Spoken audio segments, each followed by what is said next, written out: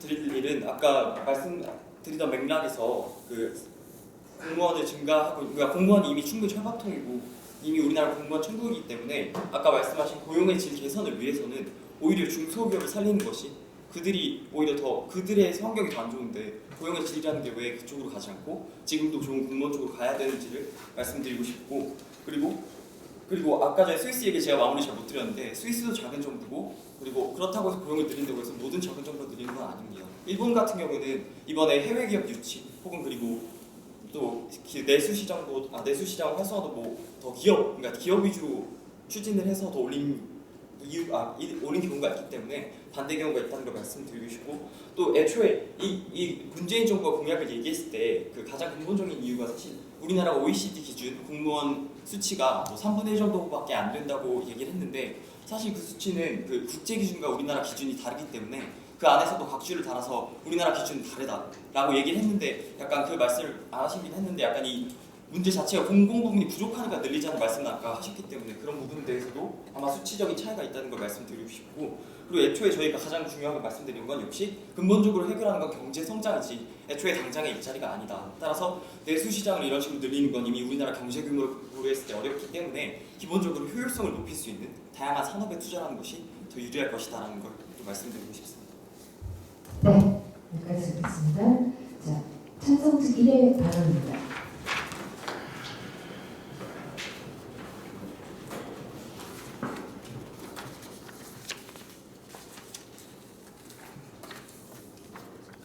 중소기업, 창조경제, 4차 산업혁명, 이런 구호들은 박근혜 정부에서도 일찍이부터 외치던 구호들입니다. 그리고 박근혜 정부는 이것만 했습니다. 정부이 직접 고용을 안 하고 이런 중소기업이라든지 창조경제 혹은 대기업 법인세 세율 인하, 이렇게 민간 부분의 경제 활성화를 통해서 일자리 창출을 지향을 해봤습니다. 하지만 현실을 보십시오. 현실이 가장 명확한 증거입니다. 논리들, 이런 논거들 다 그럴듯하게 들리지만 지난 5년간 박근혜 정부가 창조경제 4차 산업혁명 운운하던 것의 결과로서 지금 역대 가장 최악의 일자리 상황이 창출된 것입니다. 그렇기 때문에 대안이 없다고 저희는 보는 겁니다. 마지막 대안으로서 정부 지원을 하자는 겁니다. 그렇다고 중소기업, 이걸 도외시하자는 것도 아닙니다. 패키지로서 중소기업 역시 저희는 같이 한다는 걸로 보고 있습니다. 이 예산과 이 예산이 결국 둘 다 같이 진행돼야지 전체적인 경제 구조를 바꿀 수 있다고 저희는 보고 있습니다. 경제 성장이라든지 일자리 문제를 본질적으로 해결하는 정책이 있으면 저희도 정말 좋겠습니다. 저희도 이것이 단편적으로 이거 하나만 있어서 이런 문제들이 본질적으로 해결된다고 보진 않습니다. 그런 게 만약에 그렇게 본질적으로 해결하는 뭐 예를 들어 구직난을 연결하는 그런 정책 하나로 이게 다 해결된다면 하지 않아야 될 이유가 없습니다. 그러나 본질적으로라는 표현은 정책적으로 무책임한 표현입니다. 본질적인 해결책이 아닌 정책들은 그렇다면 실행하지 말라는 말일까요? 본질적으로 해결하지 못하더라도 일시적으로 해결하는 정책은 어떨까요? 혹은 해결하진 못하지만 완화하는 정책은 어떨까요?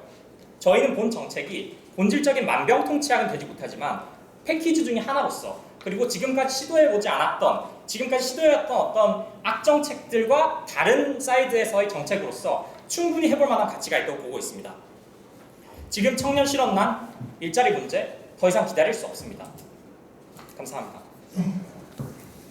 이어서 반대 2에 발언하겠습니다.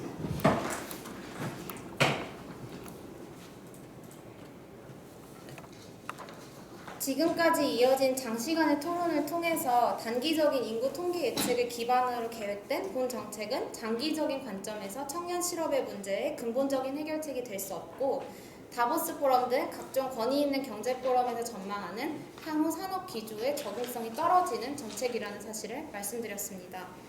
앞서서 계속 다른 4차 산업혁명에 대한 어떤 대안이라던가 이런 앞선 박근혜 정부나 이명박 정부들의 정책들이 실패한 현실을 보라고 말씀드렸는데요. 여러분, 현실을 보지 마시고 그들의 정책 그 자체를 한번 바라봐 주세요. 현실에 문제가 있는 것이 아니고 그들의 정책이 시행돼서 잘못된 것이 아니라 그들 정책 자체 내부에 골문 문제들이 내재되어 있을 것입니다. 정책이 실패했기 때문에 이 정책은 옳지 않다? 그것이 아니고 그 정책 내부에 어떤 문제가 있을 것이다. 이런 식으로 접근을 해야죠. 그리고 문재인 정부가 이 정책을 시행하고자 한 근본적인 원인을 살펴보세요. 아마도 경제 성장을 근본적인 목표로 하고 있을 것입니다. 왜 청년 일자리 취업난 문제가 되고 있는 건데요. 그런데 앞서 계속 말씀드린 것처럼 앞서 우리가 앞으로 미래 진보해 나가게 될 그런 4차 산업혁명 기조라든지 이런 우리가 예상하고 있는 미래들의 적응성이 떨어지고 경제활동 가치가 떨어지는 공공부문 직종에 청년들을 투입함으로써 얻을 수 있는 우리 효과가 무엇이 있을까요? 그리고 공무원, 공기업 또는 복지사업 위주의 일자리 확충으로는 향후 장기적인 관점에서 일자리 창출이 불가능하다는 점도 말씀드리고 싶습니다. 이렇게 불투명한 미래에 대한 임시 방편적인 대안에 여러분들의 세금을 사용한다는 것, 이것은 별로 합리적이지 않다고 생각하는데요. 이 점에 대해서 잘 고려해 주시기 바랍니다. 감사합니다. 네, 마지막으로 찬성 2의 발언입니다.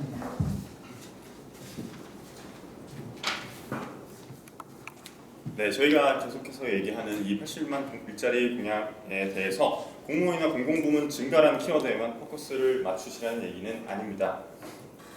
일자리를 단박에 늘리고 쪼개서 81만 개의 일자리를 동시 창출하는 것은 아닙니다.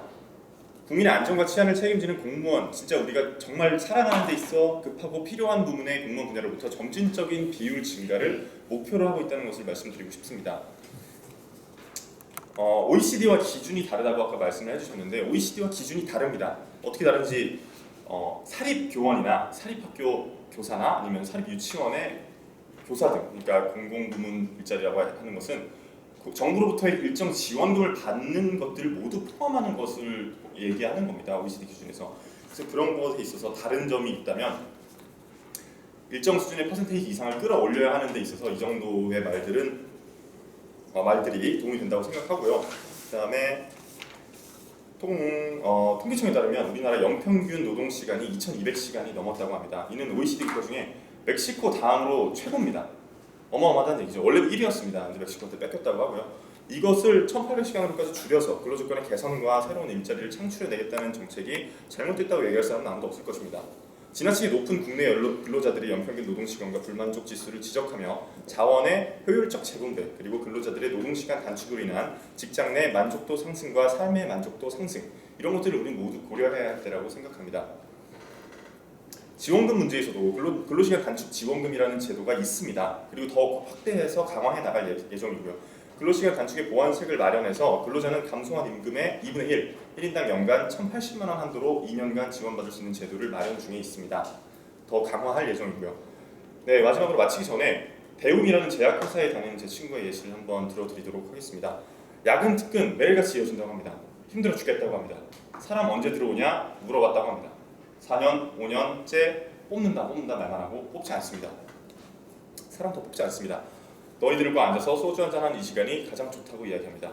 이런 업무의 세분화를 시켜서 사람을 더 고용하고 공무원 일자리를 늘려서 사람들에게 좀 더 나은 삶의 질을 제공하고자 하는 것이 잘못되다고 말할 사람은 아무도 없을 거라고 생각합니다. 이상으로 마치겠습니다. 네.